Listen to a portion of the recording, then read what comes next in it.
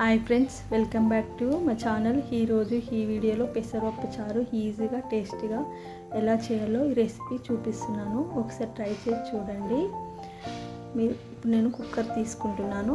మీరు గిన్నెలో అయితే పప్పుని ఒక హాఫ్ అన్ అవర్ ముందు నానబెట్టుకోండి. నేను కుక్కర్ కాబట్టి పప్పు నానబెట్టలేదు. నేను 1 కప్ పప్పు తీసుకున్నాను. 1 కప్ పప్పుకి నేను 2.5 కప్పుల వాటర్ తీసుకున్నాను. సరిపోతుంది పెసరపప్పు కాబట్టి. ఇందులోనే ఇప్పుడు కొంచెం ఆయిల్ వేసి మూత పెట్టి పప్పు ఉడికించుకోండి. ఒక 3 విజిల్ వచ్చేదాకా పప్పు ఉడికించండి, సరిపోతుంది. చూడండి, విజిల్ తీసి మూత తీసి చూడండి. పప్పు అనేది మెత్తగా ఉడికింది కాబట్టి నేను చెంచాతోనే ఇట్లా స్మాష్ చేశాను. ఇందులోనే నేను ఒక 10-11 వరకు పచ్చిమిర్చి కడిగేసి వేసుకున్నాను. టమాటా 2 చిన్నగా కడిగేసి వేసుకున్నాను. 1/2 కప్పు చింతపులుపు వేసుకున్నాను.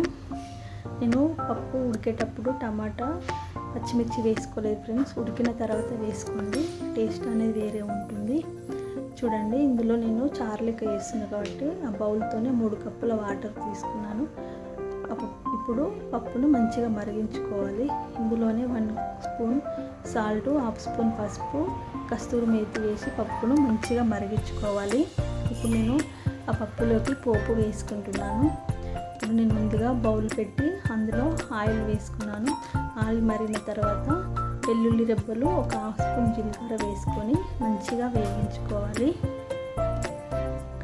ఇప్పుడు ఇందులోనే నేను పచ్చిమిర్చి కరివేపాకు కూడా వేసుకొని మంచిగా వేయించుకుంటున్నాను.